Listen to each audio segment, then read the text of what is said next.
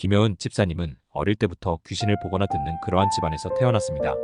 부모님으로부터 받은 영향이 김여은 집사님에게도 똑같이 나타난 것입니다. 무당의 세계는 귀신이 신내림을 받지 않으면 계속해서 정상적인 삶을 살 수 없도록 방해하기 때문에 어쩔 수 없이 신내림을 받게 됩니다.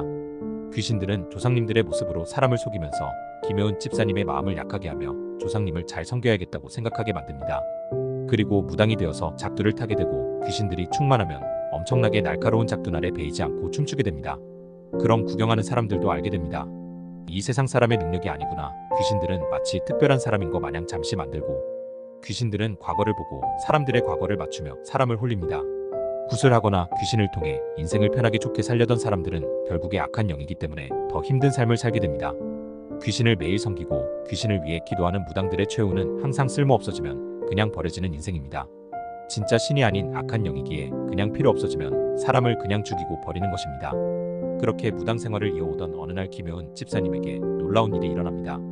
조상님으로 믿고 있던 귀신들에게 열심히 기도를 하던 중에 갑자기 입에서 아멘이라는 말이 튀어나왔다고 합니다. 아멘을 3번 정도 말하고 난 뒤 주마등처럼 스쳐 지나가는 과거, 8살 때 교회에 갔던 기억이 생각이 나면서 신당을 모시던 중에 박차고 하나님이 기다리시는 교회로 버선발로 달려갑니다. 하나님이 살아계시다는 것을 본능적으로 알게 되었는데 어찌하여 살아계시면 나를 무당으로 30년간 살게 하셨지? 하나님이 나를 버리신 걸까라는 생각을 하며 펑펑 울었다고 합니다. 그때 무당을 하시는 어머니는 권사 출신이었다고 합니다. 결국 김여은 집사님은 권사였던 사람도 무당이 되었는데 내가 감히 교회의 신의 뜻을 버리고 나갈 수 있을까 고민했다고 합니다. 하지만 무당의 최후를 주위에서 보게 되고 한시라도 빨리 무당 생활을 청산하고 싶었던 김여은 집사님은 결국에 결심하게 됩니다.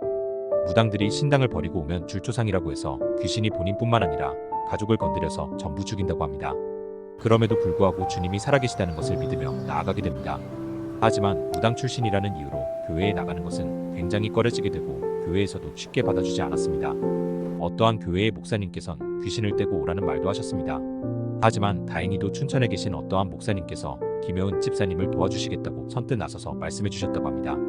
춘천으로 내려가는 와중에 악한 영들은 계속 가족을 건드리려고 하고 무서운 말로 김여은 집사님을 흔들었지만 하나님께 내 목숨은 하나님께 위탁되어 있으니 죽더라도 하나님이 죽여주세요. 이러한 마음으로 내려가게 됩니다.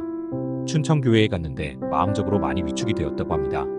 무당으로 가면 교회 이미지에 타격이 갈까봐 생각이 많아졌는데 교회 가자마자 목사님이 하시는 말씀, 자매님, 이 세상은 모든 사람들이 악한 영들에게 사로잡혀 있습니다. 이 말을 듣자마자 목사님이 신통하시구나 생각했답니다.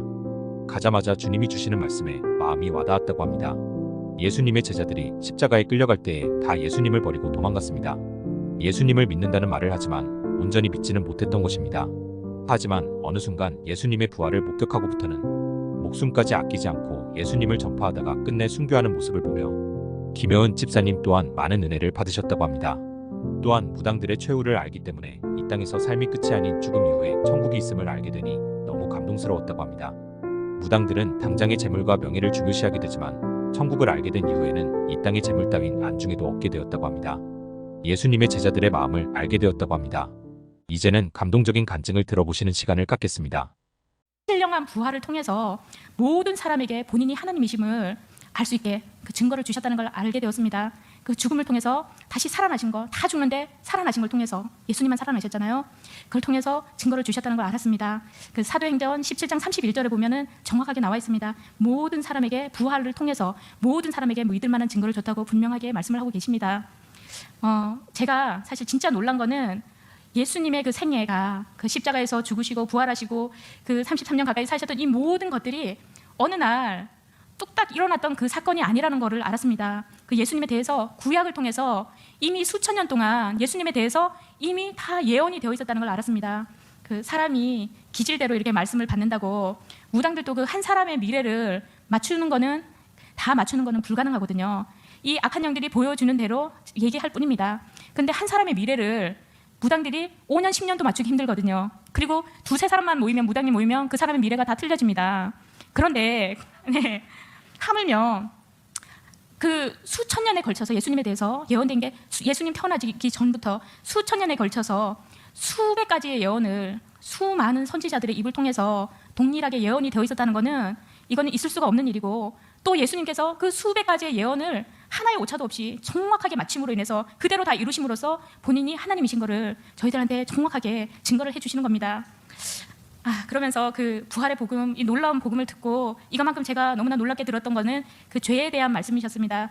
우리가 알고 있는 죄는, 이 세상의 죄는 도둑질하고 살인하고 이런 것들이 죄잖아요. 그런데 하나님이 보시기에 그 죄는 도둑질하고 살인하는 것이 하나님이 보시기에 하나님이 책망하시는 그 죄가 아니라 부활로, 아까 전에 부활을 통해서 모든 사람에게 믿을 만한 동일한 증거를 주셨다고 하셨잖아요. 부활을 통해서 모든 사람에게 믿을 만한 증거를 줬는데도 내가 하나님을 믿지 않고, 내가 배척하고, 내가 여전히 주인되고, 내가 하나님 행세하고 하나님 무시하고 이게 살았던 이게 죄라는 것을 제가 알았습니다.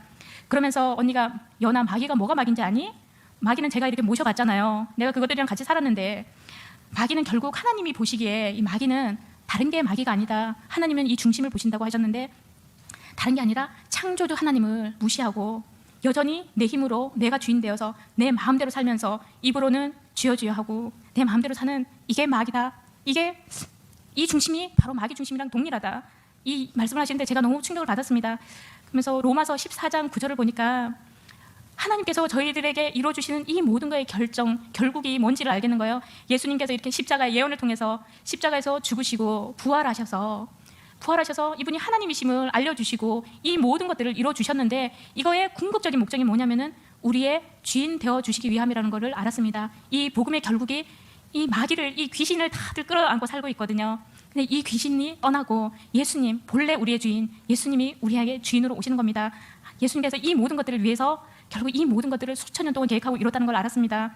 나의 원래 주인이 예수님이라는 걸 알아주는 순간 그동안 이 악한 영을 몸의 주인이라고 몸주, 자기네들이 몸의 몸주라고 하거든요. 몸주라고 하면서 하나님 행세하는 겁니다. 똑같이 흉내내면서 몸주로 이렇게 내가 모셨던 시간들이 생각나면서 지금까지 내가 이렇게까지 속고 유린당하고 살았구나. 결국은 이게 저한테만의 국한된 문제가 아니잖아요.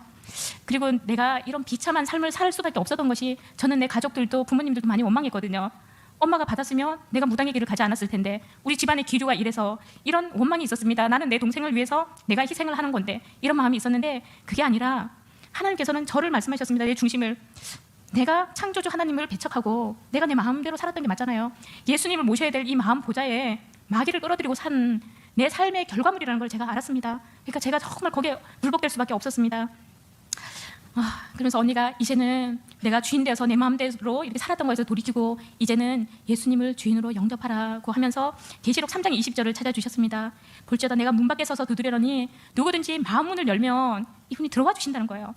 저는 지금까지 30년 동안 가까이를 예수님이 저를 버리셨다고만 생각을 했거든요. 그런데 30년 가까이를 제가 마음 문을 열어주기를 내 문 밖에서 지금도 기다리고 계셨구나. 이걸 알아주는 순간 내가 너무 죄송하고 너무 마음이 아팠습니다.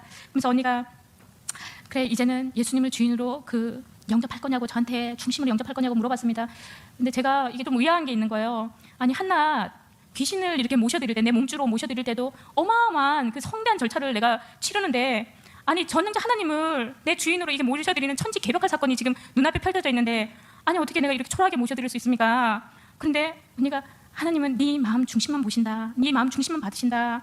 그런데 제가 마음이 정말 너무 죄송하고 감사하고 마음이 정말 무너지더라고요. 그래서 이제는 회개하고 진짜 예수님의 주인으로 영접하라고 했고 저는 정말 중심을 다해서 아멘 했습니다. 그런데 감사합니다. 근데 제 마음 중심이 이게 또 부족해갖고 예수님이 딱 한 발 들이려는데 중심 부족해서 또 못 들어온 거 아닌가 이 걱정이 되는 거예요.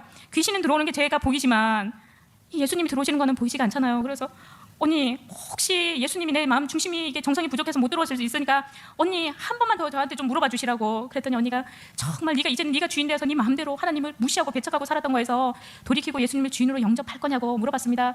저는 아멘 했고 언니 근데 마지막 마지막으로 한 번만 더 물어봐 달라고 해서 언니가 또 물어봐 주시더라고요. 그래서 저희가 정말 중심을 다해서 아멘 했습니다. 드디어 예수님이 저의 주인으로 오셨습니다. 눈에 보이거나 느껴져서가 아닙니다. 이 부활을 통해서 확실한 이 부활의 표적이 있기에 제가 뭐 어떤 최악의 상황이 온다고 해도 예수님이 저의 주인이신 거는 절대로 흔들릴 수가 없습니다. 제 목숨이 뭐 정말 내가 지금 당장 죽는 한이 있어도 그거는 절대로 변할 수 없는 정말 진리입니다. 그러면서 정말 이제는 내가 살아도 주를 위해서 살고 죽어도 주를 위해서 죽겠습니다. 이 정말 중심의 고백을 드렸습니다. 그렇게 이제 감격 가운데 제가 이 예수님 영접하고 나서 이 잠을 잘 수가 없는 거예요.